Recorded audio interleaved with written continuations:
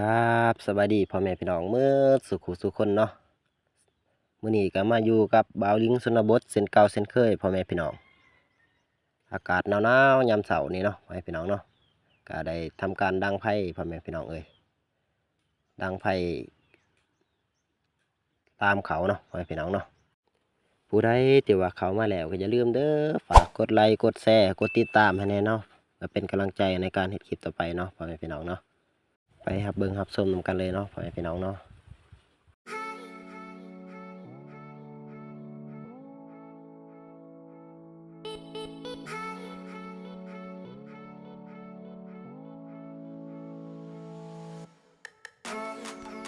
หลังจากที่ว่าเฮาได้ดังไฟติดเป็นที่เรียบร้อยแล้วก็สีกาเกียมเนาะไปพี่น้องเนาะกาเกียมเอาบังคลามมาล้ามใส่เนาะไปพี่น้องเนาะอากาศหนาวแห้งพ่อแม่พี่น้องเพื่อบ่เป็นการศึกษาเสียเวลาเนาะก็สิได้เอาบังคลามที่ว่าได้เตรียมเมียนเนาะไปพี่น้องเนาะก็มาขางใส่เลยเนาะไปพี่น้องเนาะ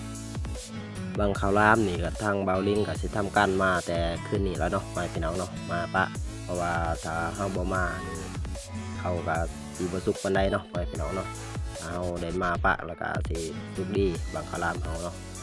อีกอย่างหนึงก็สิให้เขาเฮาหอมเนาะถ้าว่าเฮามาแล้วมาดีก็บังคลามในมื้อนี้ก็บ่ล่วงหลายพ่อแม่พี่น้องก็ได้มาอยู่3บังเนาะพ่อแม่พี่น้องเนาะพิงไผไปนำพ่อแม่พี่น้องลามเขาไปนำเนาะเพราะว่าอากาศก็เป็นใจอากาศยามเช้าหนาวพ่อแม่พี่น้องพิงไผซื่อๆก็บ่ได้เนาะก็เลยได้ทำการลามเขาเลยซะพ่อแม่พี่น้องเพราะว่าคิดอยากกินบางข้าวหลามเนาะดนแล้วก็บ่ได้กินเนาะพ่อแม่พี่น้องเนาะบางเขตบางบอนเนาะไผแน่เคยกินบางข้าวหลามหมิ่นมาได้เด้อพ่อแม่พี่น้องทางบ้านเบาลิงส่วนหลายก็ช่วงนี้มันช่วงฤดูข้าวไหม้เนาะพ่อแม่พี่น้องเนาะก็สิได้หลายคนเนาะที่ว่าเฮ็ดบางข้าวหลามกินเนาะพ่อแม่พี่น้องเนาะถ้าจะให้แซ่บแท้ๆก็ต้องใส่หัวกะทิเนาะพ่อแม่พี่น้องเนาะใส่หัวกะทินำแล้วก็สิใส่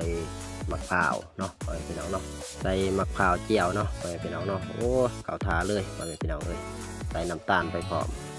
หวานหอมแซ่บแพงเนาะพ่อแม่พี่น้องเนาะแต่ทางเบาลิงนี่ก็เอาแบบง่ายๆเลยพ่อแม่พี่น้อง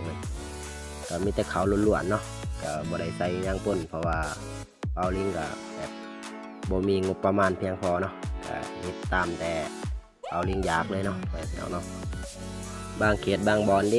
เนาะลามเขาคือกันบ่กับเบาลิงลามเนาะพ่อแม่พี่น้องเนาะการลามนี่ก็จะใส่ไผ่แบบบางคนก็จะใส่ไผ่อ่อนเนาะพ่อแม่พี่น้องเนาะแต่เบาลิงนี่เพื่อบ่เป็นการศึกษาเสียเวลาเนาะดังไฟแห้งเลยพ่อแม่พี่น้องอันว่าบางข้าวหลามนี่ก็เป็นเอิ้นว่าสืบทอดกันมารุ่นสู่รุ่นเนาะพ่อแม่พี่น้องเนาะก็สิมีทั้งข้าวหลามแล้วก็สิมีทั้งข้าวเมาเนาะเพราะว่าในช่วงฤดูข้าวใหม่นี่เนาะพ่อแม่พี่น้องเนาะข้าวหลามนี่ก็สิแซ่บกว่าข้าวที่ว่าเฮานึ่งเป็นปกติเนาะเพราะว่ามันเนื่องจากว่าเฮาหลามใส่กระบังเนาะพ่อแม่พี่น้องเนาะแล้วก็สิทำให้ข้าวนี่หอมพ่อแม่พี่น้องมื้อนี้ก็ได้2อย่างพ่อแม่พี่น้องก็ได้ทั้งพิงไผ่เนาะได้ทั้งบังข้าวหลามเนาะพ่อแม่พี่น้องเนาะ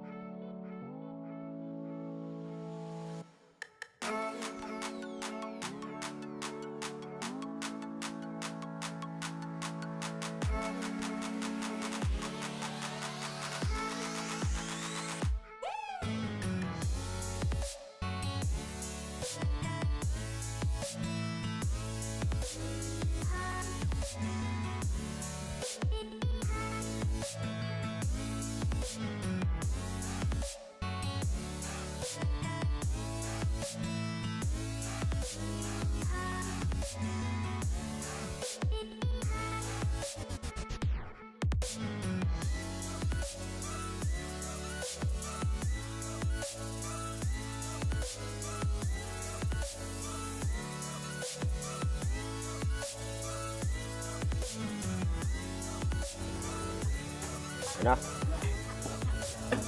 ตั้งคาราหลังจากที่ว่าได้พาแล้วก็ทำการพาเลยพ่อแม่พี่น้อง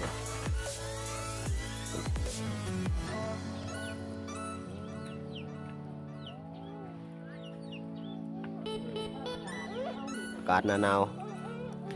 ดังไฟพิงเลยบังคารามเลยเถอะ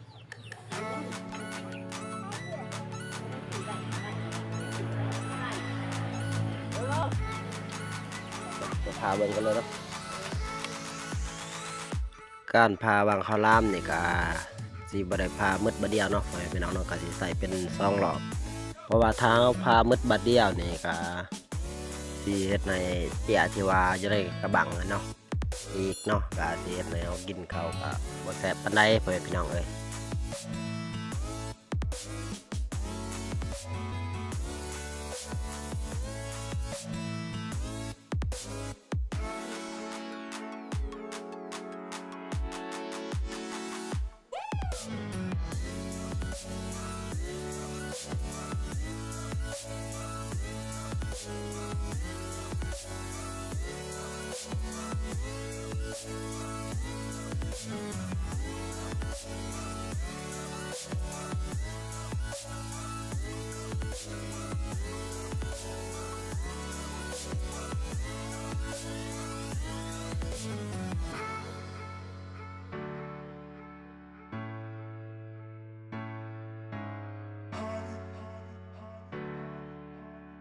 ก็สิได้หน้าตาประมาณนี้พ่อแม่พี่น้องเอ้ย